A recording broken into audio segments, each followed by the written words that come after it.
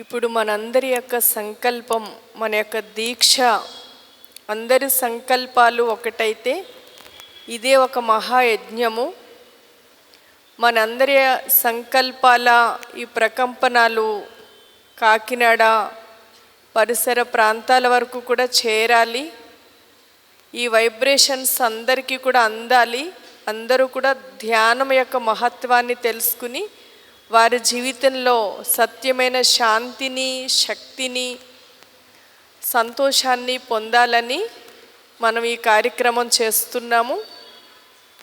మనందరి సంకల్పాల ప్రకాశము అన్ని వైపులా వ్యాపింప చేయడానికి ఒక సంకల్ప దీక్షతో దీప ప్రజ్వలన చేద్దాము. వేదిక పైన ఉన్నటువంటి రాజయోగిని తపస్వి మూర్తులు ముఖ్య అతిథులు దీప ప్రజ్వలన చేస్తారు.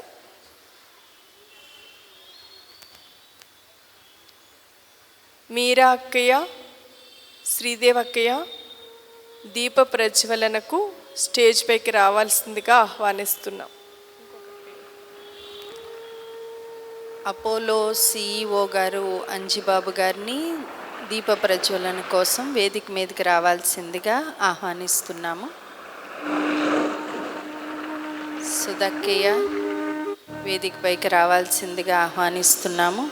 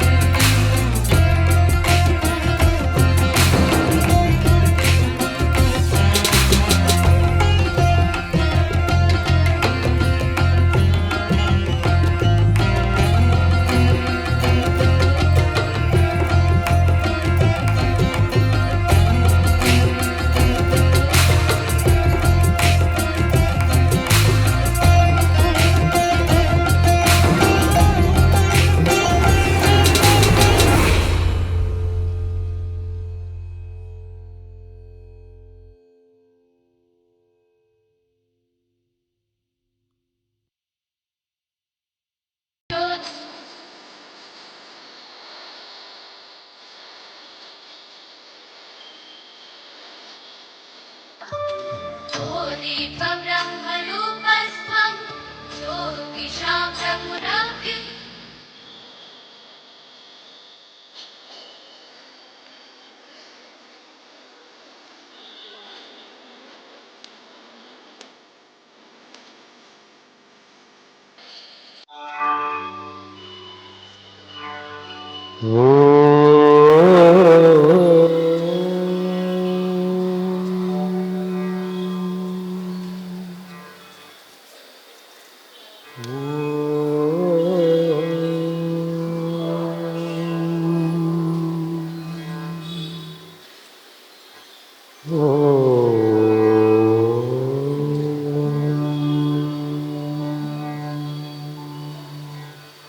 మనసు మాయ మరలించగా తనువు తీపి తొలగించగా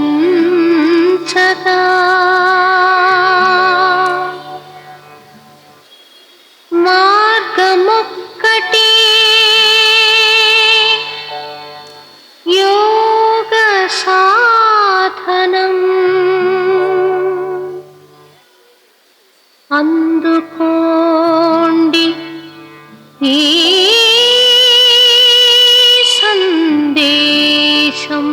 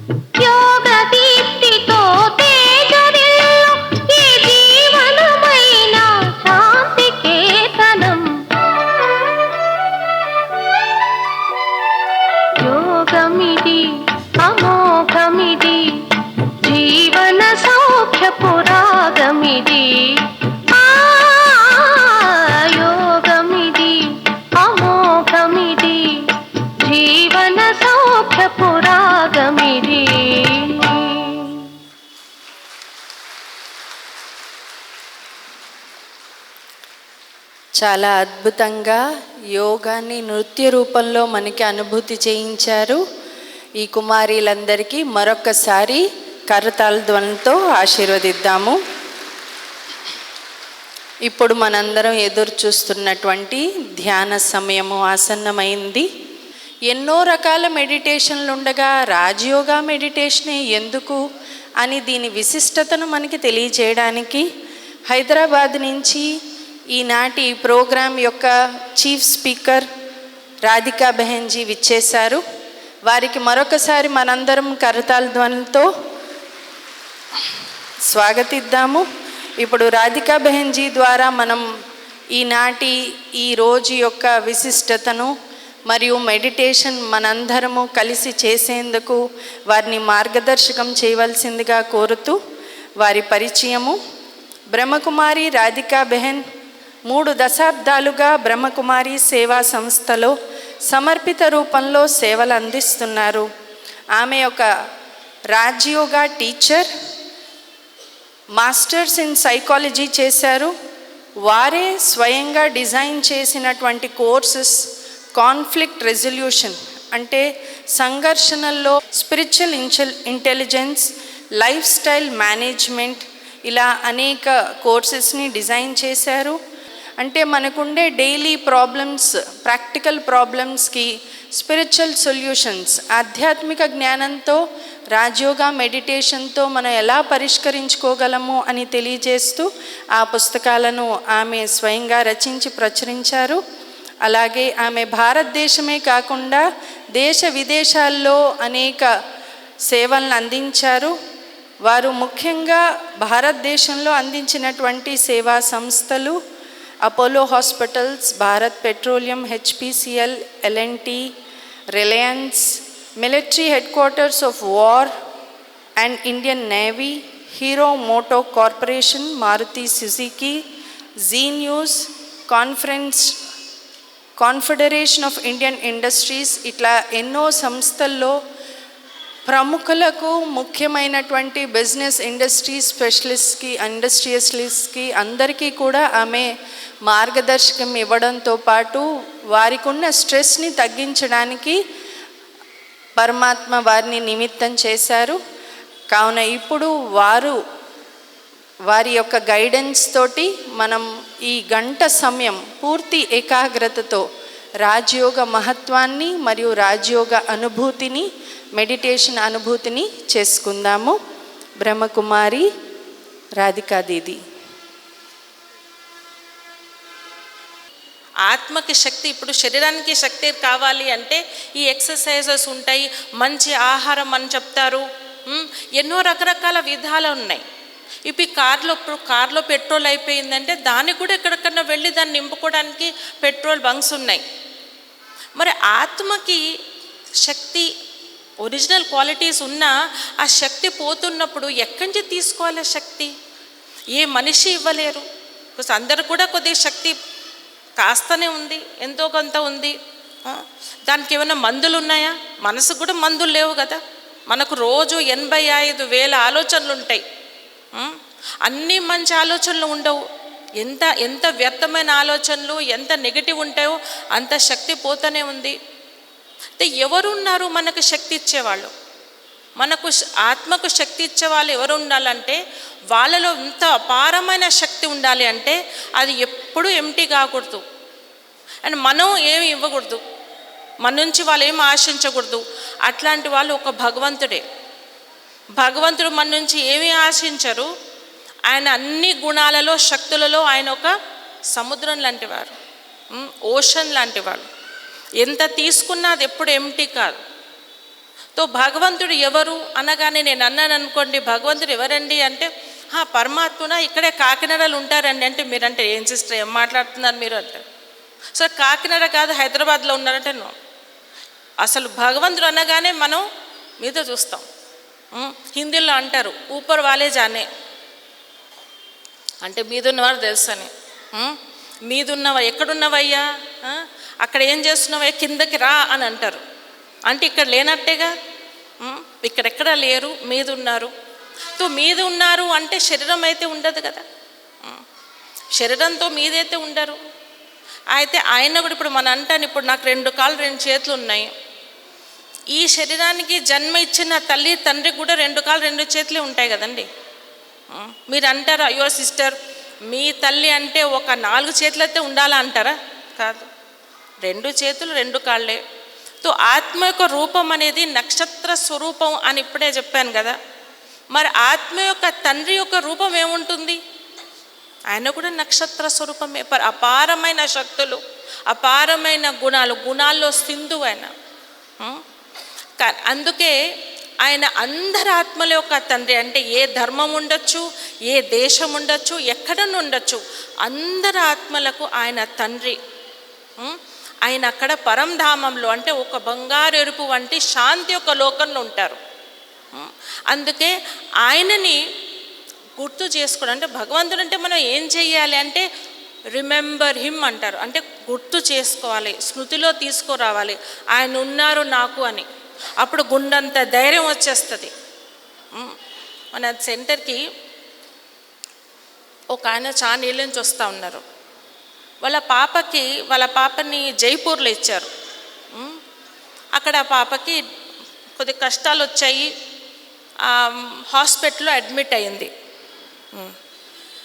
హాస్పిటల్ అడ్మిట్ అవ్వగానే అక్కడున్న వాళ్ళు ఫోన్ చేసి ఆ అమ్మాయి నాన్నకు చెప్పారు, మీరు ఎట్లన్నా జైపూర్కి వచ్చేసి పాపని తీసుకెళ్ళిపోవాలండి. అంటే ఎందుకు, ఏమైందంటే ఆమె హాస్పిటల్లో అడ్మిట్ అయిందంటే మేము మాట్లాడాము, తను అంటుంది ఏదో వీపు నొప్పి అని అంటుంది, మీరెవరు వచ్చే అవసరం లేదు అంటుంది. అంటే వాళ్ళు అన్నారు, కాదు వాళ్ళ హస్బెండ్ తోస్తే మెట్ల కింద పడింది, కాలు ఫ్రాక్చర్ అయింది, ఈ అబ్బాయి బాగా కొడుతున్నాడు, మీరు తీసుకెళ్ళిపోయాడు. తను తొందరగా వచ్చేసేసి అమ్మాయిని వాపస్ హైదరాబాద్ తీసుకొచ్చేసారు. ఎందుకంటే ఇంకా రేపు చంపేస్తే ఏం చేస్తాం. వచ్చినప్పటి నుంచి ఆ పాప ఏడుస్తూ ఉంది. అంటే ఎందుకు ఏడుస్తున్నావు అమ్మా, నీకు ఫైనాన్షియల్గా నేను అన్నీ చూసుకుంటాను, ఈ ఫ్లాట్లో నుంచి వచ్చిన రెంట్ నువ్వే తీసుకో అని అన్నీ చెప్తా ఉంటే, అని కాదు నాన్న, అది కాదు ప్రాబ్లము, ఈ వయసులో మీకు భారమైనానే నేను, మీకు భారం అయిపోయినాను అని అంటూ ఏడుస్తూ ఉందంట. సో అన్నారు, అలా కాదని ఎంత నచ్చ చెప్పినా ఏడుస్తూనే ఉందంట. ఒకరోజు తను బ్రేక్ఫాస్ట్ తింటూ ఏడుస్తూ ఉందంట. తింటా ఉంది, ఏడుస్తూ ఉంది పాప. అయితే వాళ్ళ మదర్ వచ్చి వాళ్ళ నాన్నని పిలిచి, ఏదో చూడండి ఏడుస్తూ ఉంది ఇంకా అంటే, ఆయన వచ్చి అన్నాడంట, పాప నాకేదో కనిపిస్తుందమ్మా నీ వెనకాల అన్నారంట. తో వెనకాల చూస్తే ఏమీ లేదు. ఏం లేదు నాన్న, మీకేం కనిపిస్తుంది అని అంటే అన్నాడంటే, నాకు భగవంతుడు 1000 చేతులతో నించున్నట్టు కనిపిస్తుందమ్మా అంటున్నాడు. పాప జీవితం ఎంతో బాగుంది, ఎందుకు ఏడుస్తుంది అని భగవంతుడు అంటున్నారమ్మా. అనగానే అన్నారు, సిస్టర్ తను ఫోన్ చేసి చెప్తుంది, అమ్మాయి నాకు కొండంత ధైర్యం వచ్చేసింది సిస్టర్, భగవంతుడు ఉన్నారు, నా వెనకాలే ఉన్నారు, నా భవిష్యత్తు బాగుందని అంటున్నారు, ఇంకా నాకెందుకు చింత అని. ఒక భగవంతుని యొక్క స్మృతి ఎంత ధైర్యము, ఎంత శక్తి ఇస్తుందని. ఒక 2 నిమిషాలకు మనము కొద్దిగా అభ్యాసం చేస్తాం. ఓన్లీ 2 మినిట్సే. అలా రిలాక్స్ అయిపోయింది, శ్వాస మంచిగా పీల్చుకోండి, and then leave the breath and gently relax అయి కూర్చోండి. పరమాత్మను ఎలా గుర్తించాలి, ఎలా గుర్తు చేసుకోవాలనేది మన అభ్యాసం చేస్తాం. ప్రశాంతంగా చల్లని మనసుతో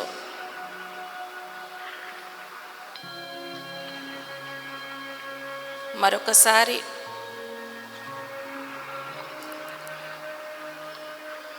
నేను ఒక ఆత్మని, నక్షత్ర స్వరూపాన్ని, నా తండ్రి పరమాత్ముడు ఈ భూ ప్రపంచానికి కూడా మీద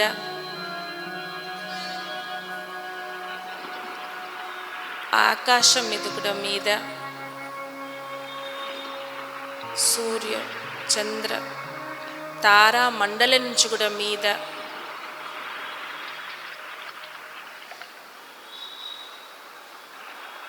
ఒక వెలుతురు యొక్క లోకం, పరమాత్ముడు సర్వ ఆత్మల యొక్క ఇల్లు, బంగారు ఎరుపు వంటి ఈ పరంధామం, శాంతిధామం. అక్కడ పరమాత్ముడు నాలాగనే నక్షత్ర స్వరూపము, సర్వశక్తివంతుడు, పతితపావనుడు, అందరి ఆత్మల యొక్క తండ్రి. నా తండ్రే కాదు, తల్లి, స్నేహితుడు, టీచరు, గురువు. ఆయన నుంచి శక్తి, శాంతి యొక్క కిరణాలు నలువైపులా అందరి ఆత్మలకు చేరుతూ ఉన్నాయి.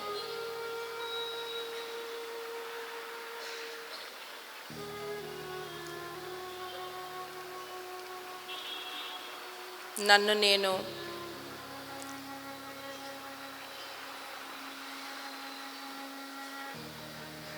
ఆత్మని ఎంతో శాంతంగా ఇక్కడి నుంచి ఈ యొక్క ఆధ్యాత్మిక ప్రయాణం, యాత్ర మీద వెళ్తున్నాను. ఆయన్ని కలవడానికి, ఆయన నుంచి శక్తి తీసుకోవడానికి.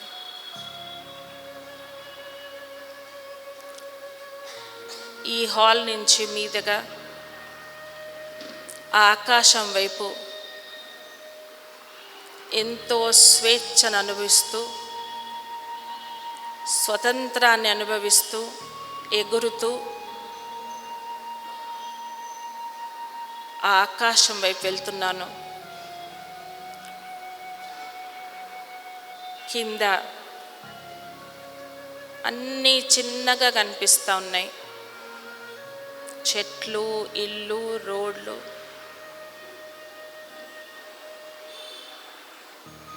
ఆకాశం నుంచి కూడా మీదగా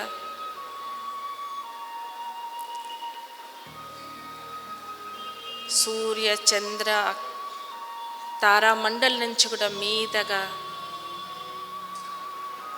ఎగురుతూ ఉన్నాను. ఆపేవాళ్ళు ఎవరూ లేరు.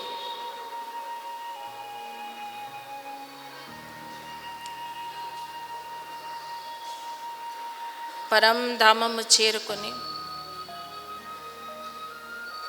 ఒక చక్కని శాంతమైన అనుభవము. ఇది నా ఇల్లు, శాశ్వతమైన ఇల్లు.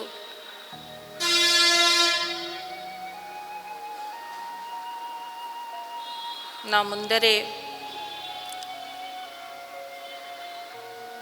పరమాత్ముడు. ఆయన యొక్క కిరణాలు నా మీద పడుతూ శక్తులతో, శాంతితో, ప్రేమతో నన్ను నింపుతున్నారు.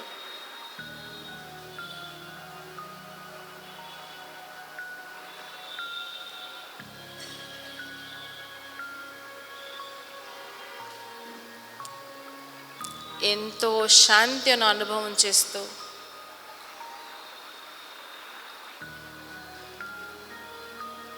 మనస్సులోంచి పరమాత్మునితో, నా తండ్రితో మాట్లాడుకుంటున్నాను. మీరు నాతో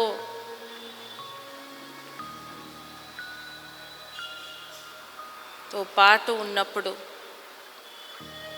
నాకు ఏ చింత లేదు, నాకు ఏ కష్టము లేదు.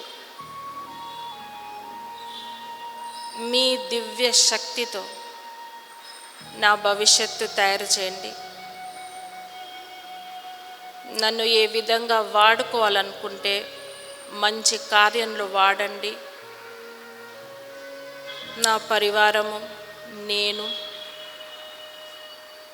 మీ యొక్క ఛత్రఛాయ, మీ యొక్క దీవెనల కిందనే ఎప్పుడూ ఉంటాము. ఆ నిశ్చయము, ఆ విశ్వాసం నాలో ఉంది.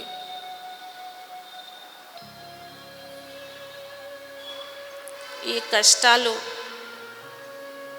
దీనికి సమాధానం లేవు, అవి మీకు అర్పించుకుంటున్నాను. మీరు చూడండి, ఈ కష్టాల నుంచి గట్టు ఎక్కిచ్చేసేయండి. మీరే నా తల్లి, నా తండ్రి, నా టీచరు, మరి నా గురువు.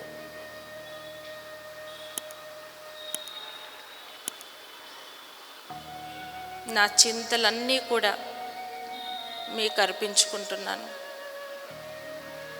మీ చల్లని చెయ్యి నా మీద ఎప్పుడు ఉంటుందని ఆ విశ్వాసం ఉంది.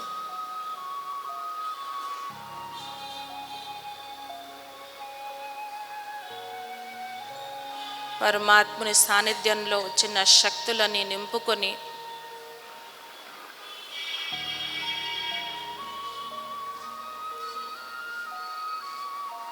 మెల్లగా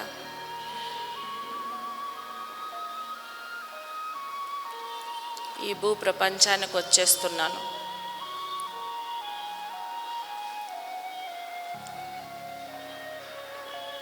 సూర్య చంద్ర ఆకాశ మండలం నుంచి కూడా మెల్లగా దిగుతూ, ఆకాశం నుంచి మబ్బుల్లోంచి వస్తూ ఈ హాల్లోకి వచ్చేసాను. బ్రుకుటి వెనకాల నేను ఆత్మని, పరమాత్ముని సంతానాన్ని. భగవంతుడు ఇచ్చిన ఈ పాత్రని ఎంతో శక్తివంతంగా, సంతోషంగా నిర్వహిస్తాను.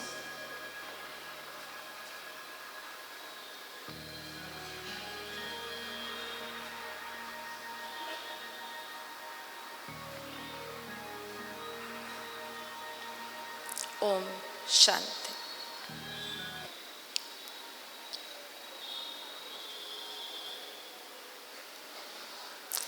కొంత సమయము, రోజంతా ఎంతో సమయం కాకపోయినా ఒక 2 నిమిషాలు, 3 నిమిషాలు, 5 నిమిషాలు రోజు అభ్యాసం చేసినప్పటికీ లోపల నుంచి శక్తి పెరుగుతూ పరిస్థితిని ఎదుర్కొనేది ఇంకొరికి కూడా, మనకేం కాదు, ఇంకొరికి కూడా ఆ యొక్క శక్తి మనం ఇవ్వగలుగుతాం. ఇంకొరు బాధలను చూసి బాధపడే కంటే వాళ్ళకి ఆ సమయంలో కావాల్సింది శక్తే. దాన్ని ఎదుర్కోవడానికి, అర్థం చేసుకోవడానికి, కొంచెం సహించడానికి కూడా, ఏవో విషయాలు మర్చిపోవడానికి కూడా శక్తి కావాలి. అప్పట్లో ఒక అమ్మాయి కావాలని ఇంకో అమ్మాయిని ఎగ్జామ్కి పికప్ చేసుకోకుండా వచ్చింది. ఆ అమ్మాయి టాపర్ అన్నమాట. ప్రతి ఎగ్జామ్లో టాప్ అయ్యే అమ్మాయిని కావాలని అక్కడి నుంచి పికప్ చేసుకోకుండా వచ్చేసింది. అంటే ఆ పిల్ల లేటుగా వచ్చిందన్నమాట. ఆ పాప లేట్ వచ్చేటప్పటికి 20 నిమిషాలు లేట్ వచ్చింది. అంటే మార్క్స్ తగ్గిపోతాయి కదా ఎట్లన్నా. అంటే కావాలని చేసిన పని కాబట్టి అందరూ తనతో మాట్లాడడం మానేశారు. నువ్వు ఎందుకు అలా చేస్తావు ఆ అమ్మాయితో అని. అందరు వచ్చి నాకు చెప్పారు, నువ్వు కూడా మాట్లాడద్దు అని. కానీ అమ్మాయికి చాలా బాధపడింది అన్నమాట, అందరూ మాట్లాడడం మానేశారని. ఆ పాప ఎవరితో మాట్లాడలేదు. ఇంకా దాని తర్వాత తను ఎయిర్ హోస్టెస్ అయిపోయింది ఇండియన్ ఎయిర్లైన్స్లో. అప్పట్లో నేను చెప్పేది 90sలో. తను ఎయిర్ హోస్టెస్ అయింది.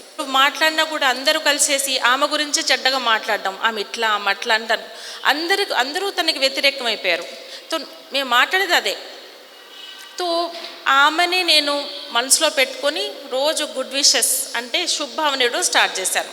ఫస్ట్లో ఎలా అనిపించిందంటే ఏదో చేయాల్సిందే అన్నట్టు చేశాను. అంటే హృదయపూర్వకంగా చేయలేదు, ఉట్టిగా అలా చేసుకుంటూ వెళ్ళిపోయాను. తర్వాత కొన్ని రోజుల తర్వాత దాదాపు 6 నెలలు అస్సలు ఒక్క రోజు కూడా మర్చిపోకుండా అమ్మాయికి శుభభావన పంపించేదాన్ని. బాగుండాలా, మంచిగా ఉండాలి, సుఖంగా ఉండాలి.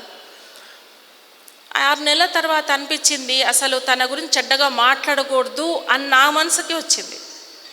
ఎవరైనా చెడ్డగా మాట్లాడుతుంటే నేను టాపిక్ చేంజ్ చేసేదాన్ని, వద్దు అన్నీ మాట్లాడద్దని. ఆ అమ్మాయి ఎక్కడైనా కనిపిస్తే నేను వెళ్ళి హలో ఎలా ఉన్నావు అని అడిగేదాన్ని. ఆమె మంచిగా జవాబు చెప్పేది కాదు, కానీ నేను వెళ్ళి పలకరించేదాన్ని. మూడోది, ఆ అమ్మాయిలో ఉన్న గుణాలన్నీ గుర్తొచ్చాయి. ఎంత మంచి అమ్మాయి ఉండింది, ఎంత బాగుంటుంది అని అవన్నీ గుర్తు రావడం స్టార్ట్ అయింది. సో ఇదంతా ఒక 8-9 నెలలు అయిపోయింది. కానీ అమ్మాయి ఎవరితో మాట్లాడటం లేదు, ఎవరు తనతో మాట్లాడటం లేదు. సో నేను ఫ్లైటు చెన్నైకి వెళ్తున్నాను, ఆ ఫ్లైట్ ఎక్కాను. ఇంకో ఫ్రెండ్, తను కూడా ఎయిర్ హోస్టెసే, తను వచ్చి అనింది, ఇదో ఆ అమ్మాయి ఈ బిజినెస్ క్లాస్లో ఉంది, అక్కడ సర్వ్ చేస్తూ ఉంది, నువ్వు తన వైపు చూడొద్దు, నవ్వద్దు, మాట్లాడద్దు అంటే నేను ఎక్కడ మాట్లాడలే అన్న. ఫ్లైట్ ల్యాండ్ అవ్వగానే తను ఇలాగ ఇండియన్ ఎయిర్లైన్స్ ఇలా నిల్చుంటారు కదా, ఇలా నిల్చో ఉంది తన అమ్మాయి. నాకు అనిపించింది ఆ అమ్మాయి నా ఫ్రెండే ఉండింది కదా, నవ్వకుండా ఎట్లా బయటకు వచ్చేస్తాను, పలకరించాలి కదా అనుకుంటా ఉన్నాను. కానీ ఆ అమ్మాయి నన్ను చూస్తూ ఉంది వెనకాల నుంచి, నువ్వు మాట్లాడేవో చూడు అని. సో మెల్లగా బయటకు వెళ్ళే కంటే ముందే ఆ అమ్మాయి నన్ను లాగి కౌలించుకుంది. అంటే మన మధ్యలో ఈ 9 నెలలు ఏమీ కానట్టే అంత ప్రేమ కౌలించుకొని, అప్పట్లో ఇండియన్ ఎయిర్లైన్స్లో అది క్యాండీస్ ఇచ్చేవాళ్ళు, చాక్లెట్. తో తను నీకోసం నేను తీసి పెట్టానని తీసి ఇచ్చింది. నేను అక్కడి నుంచి వెళ్ళగానే ఇంకో అమ్మాయి ఫోన్ చేసి రోజు అమ్మాయి నువ్వు కలుస్తున్నావు కదా అంటే, నేను కలవట్లేదే అని. నువ్వు ఫోన్లో మాట్లాడుతున్నావు అని. లేదు, మళ్ళీ ఎట్లా కౌలించుకుంది నువ్వు అన్నాను. ఫోన్ పెట్టగానే నాకు అనిపించింది నేను రోజు కలుస్తున్నాను తన్ని, ఫోన్లో కాదు, కలవడంలో కాదు, మనసు ద్వారా. ఎంతైతే మనం అలా శుభావన పంపిస్తూ ఉంటామో అంత మనుషులు వాళ్ళ యొక్క మన ప్రతి ఉన్న అభిప్రాయాలు, వాళ్ళకున్న అనుభవాలు అన్నీ మర్చిపోతారు. కానీ కాన్స్టెంట్లీ రోజు చేస్తూ ఉండాలి. ఒక చిన్న కథ, నిజంగా అది కథను ఎక్కడో చదివాను, అది చెప్పి నేను ఈరోజు ఎండ్ చేస్తాను. ఒక ఆమె ఒక మంత్రగారి దగ్గరికి వెళ్ళిందంట. ఆ మంత్రగారిని అడిగిందంట, ఇదిగో మా ఆయనకు అస్సలు ప్రేమ అనేది లేదు, కోపిష్టి మనిషి, నువ్వేమన్నా ఔషధం అనేది ఒకటి తయారు చేసి ఇవ్వరాదు, నేను ఆయన తాగగానే ప్రేమ అనేది వచ్చేయాలి, అలా ప్రేమ పొంగాలి, అలాంటి మన ఔషధం తయారు చేసి అంటే ఆయన అన్నాడంట, తయారు చేస్తానమ్మా, కానీ దాంట్లో నాకు ఏం కావాలంటే ఈ యొక్క సింహం యొక్క మీసం కావాలి. ఆ సింహం ఎక్కడ ఉంటుంది, దాని మీసం ఎక్కడ ఉంటుంది నాకు తెలియదని తీసుకురాను. వాళ్ళ ఊర్లో బయట ఒక అడవి అంట, అక్కడ ఒక పులి వచ్చి ఆ పులి వచ్చి నీళ్ళు తాగుతుందంట. రోజు వెళ్ళి చూస్తే నిజంగా ఆ పులి వచ్చిందంటే నీళ్ళు తాగిపోయిందంట. తిను రోజు వెళ్ళి ఆ పులిని చూసి వచ్చేసేది. కానీ 2 అడుగులు ముందర తీసుకునేది అనమాట. 6 నెలల్లో ఆ పులికి చాలా దగ్గరకు వచ్చేసింది. మెల్లగా వెళ్ళిపోయి ఆ పులి మీసాన్ని లాగింది. ఆ పులి ఏమనలేదు, తీసుకో పర్లేదని.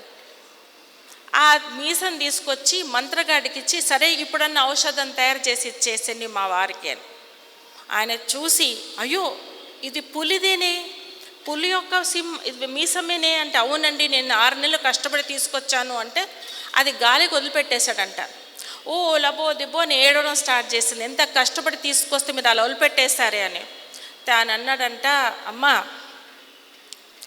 6 నెలల్లో ఒక పులిని నువ్వు నీకు మంచిగా చేసేసుకున్నావు కదా, ఒక జంతువుని. నీ హస్బెండ్ ఏంటమ్మా